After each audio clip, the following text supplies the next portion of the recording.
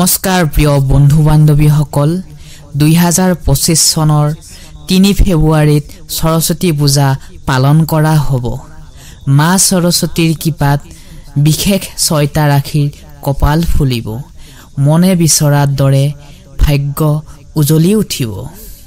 আমি আজি এই ভিডিঅ'টোত সৰস্বতী পূজাৰ শুভ সময়, নিয়ম, পূজাত কি কৰিব লাগিব, মা সৰস্বতীৰ আশীৰ্বাদ পাবৰ কাৰণে সকলোবোৰ তথ্য আলোচনা কৰিম।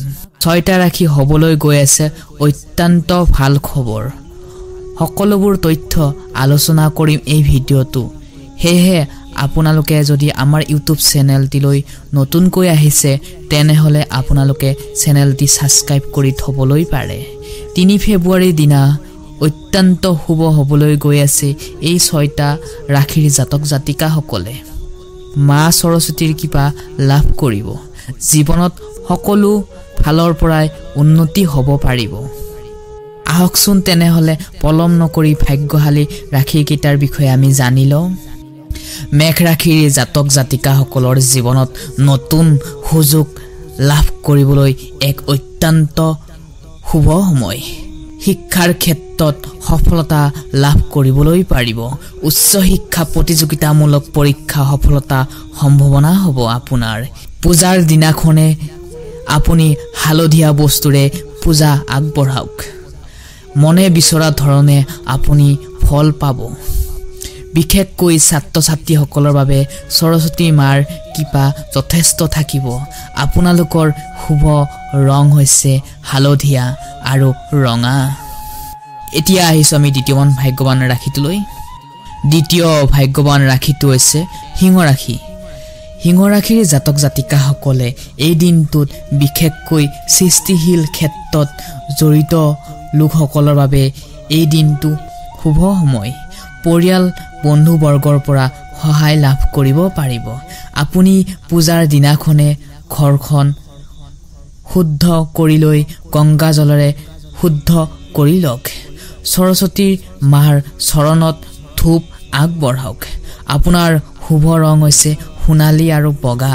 ছাত্ৰ ছাত্ৰীসকলৰ বাবে মনৰ ভক্তিৰে আত্মবিশ্বাসেৰে মা সৰস্বতীৰ নামত স্কুল কলেজত সেৱা লওক।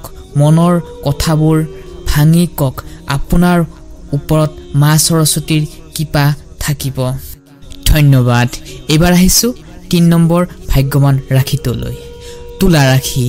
প্ৰেমৰ সম্পৰ্কত যদি আপুনি আছে তেনেহলে অত্যন্ত ভাল খবৰ পাব আপুনি। আৰ্থিকৰ দিশত আৰ্থিক লাভ হ'ব আপোনাৰ। পূজাৰ সময়ত কীৰ্তন গাওক। আপোনাৰ শুভ ৰং হৈছে গুলপীয়া আৰু সেউজীয়া। মানসিক দিশত উন্নতি ঘটিব। প্ৰেম বিবাহৰ সম্পৰ্কৰ ক্ষেত্ৰত সমস্যাসমূহ আপোনালোকৰ সমাধান হ'ব।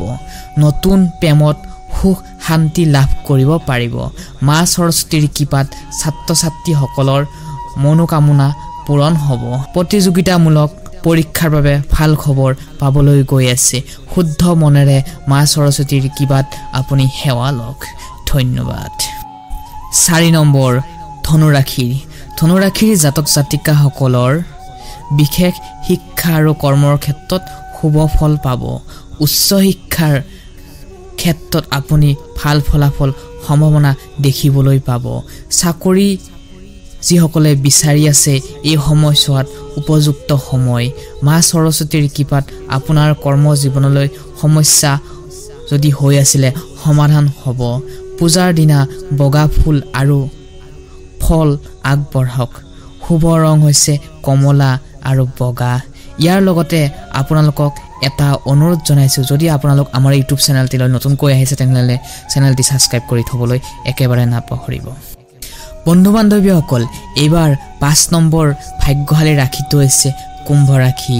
কুম্ভ ৰাশিৰ জাতক জাতিকাসকলৰ সৰস্বতী পূজাৰ দিনা আনন্দৰ সময়। এক মন আনন্দৰে ভৰপূৰ হৈ পৰিব। যিকোনো সিদ্ধান্ত লোৱাৰ উপযুক্ত সময় এই দিনটো আপোনাৰ। প্ৰেমৰ সম্পৰ্কত দীৰ্ঘদিনীয়া সমস্যা আপোনাৰ সমাধান হ'ব। প্ৰেমৰ ক্ষেত্ৰত যথেষ্ট আপুনি চাপত পাব।